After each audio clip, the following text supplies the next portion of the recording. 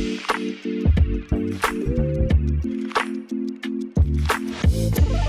Josh Sexton for the Bacon Butty. We're in Nova Scotia in Liverpool today. A bit of a change, Brasco Lounge closed for the day, so their neighbours, Nova Scotia, have put us up, our neighbours, to just downstairs. Josh Sexton and Craig Hannan. Looking ahead at what could be exciting transfer week, Craig, it feels like it's going to be Wirtz week. It has to be Wirtz week, I think, for all of our for all of our heart rates to finally rest. It is so exciting. Like, me and Ian talked about this on the Bacon Butty last week. Like, it's one of those signings, and there's been a couple of people who've said it on shows on last week too. It's one of those signings that, like, you could look back on as generally being like a generational one. Obviously, we'll see what it looks like on the pitch, how he fits at Liverpool, all those kinds of things. But like, I don't even want to really think too much into all that so far, because just the name, the profile of the player, the fee attached to it, as much as we don't like to sort of think, oh, the expensive transfers are the ones that get us out of bed in the morning. I mean, I feel like I've got out of bed this morning because I want to sign Florian Wirtz today.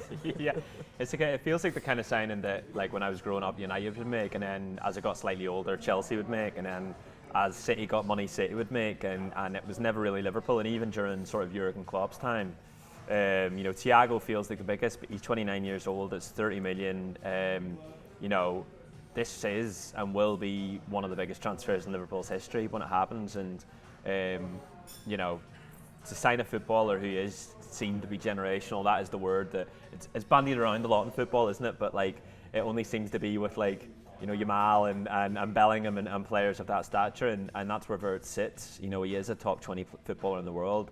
He is one that the rivals, everyone else in the league looks at and goes, All City fans are desperate to say to them, no, we didn't fancy him anyway. We like, Cherky's the best player who's ever fucking played football. Give me the everyone online saying about, like, all the opposition fans talking about, like, how much Liverpool are signing and how we sang we've got no money and all of this. Like, the reason Liverpool are able to make this signing is because they've signed players like Alexis McAllister for 35 million, who is now an £100 million footballer. We've signed Ryan Gravenberch at budget sort of prices, and we've got like a bargain prices, and we've got an absolute builder footballer in there.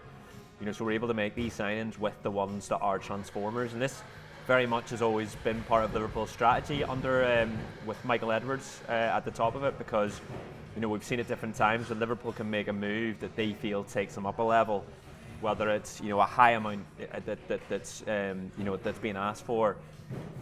They see them as an asset that will, grow in value. It's an investment rather than an expenditure. And same with Van Dijk was. Alisson was a transformative signing, transformer. They've seen Ian Graham's talked about in his book.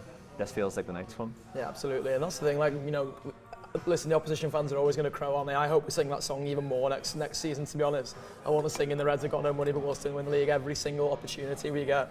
But like, Liverpool are that self-sufficient football club, and I don't think it's like Liverpool exceptionalism to think that's the case. I think you're going to see it again this summer. We're expecting some outgoings on top of the sales that we've got coming in. We're expecting Kirkes to be sort of unveiled or announced a Liverpool player or announced his agreement in place, something like that at any moment now, really, given what happened while he was on Hungary duty. So, you're looking at that and what that means for the future of probably Kostas Tsimikas. I would imagine that Andy Robertson stays in place. The Wirtz thing is probably linked to the future of someone like Harvey Elliott. We're already seeing links with Chiesa possibly heading back to Italy, because the minute Wirtz comes in, where's the game time come for him? There are a couple of those where, like, they could be, I don't know, sliding doors maybe not the right thing, but you can almost see that revolving door policy at Liverpool really kick in. And I think what will happen is you'll see these first signings come in now.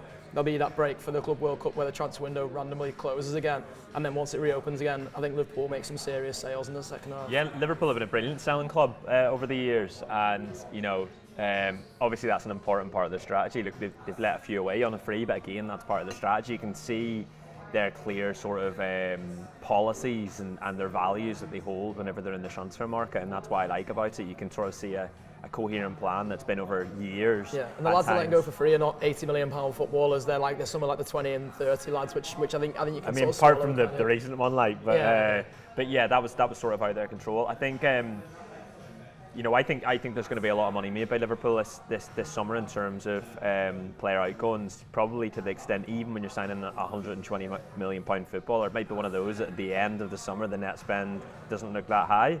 But again, that's not something to be sort of held against them. That's something to be celebrated. If we're looking at the squad and we're thinking, like, we've got really, really strong options, we've bought a generational footballer and we've come out of it, having only spent sort of 30, 40, 50 million or whatever.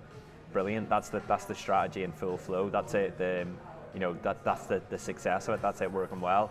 In terms of outgoings, you know, you look at someone like Harvey Elliott, and if you're bringing in Wirtz, that's a level up, isn't it? And it has to be, because Harvey Elliott's a strong footballer. Again, you've just said there with Tsimikas and then Kirkes coming in. You know, if he does, you know, again, that's another level. It's a Premier League proven footballer as well, and someone to really vie with Robertson, which I think will be a massive for him. And just in terms of, you know, not asking so much of a footballer that's into his 30s now. I think what's going to be most interesting is at the back, I think, because there's been a lot of talk around Quansah maybe either leaving or going out on loan or whatever. And YouTube, press the button, become a member of the Anfield Wrap from the heart of the city of Liverpool. The best way to enjoy all your Liverpool-based videos, everything you need, every single day. It is the Anfield Wrap.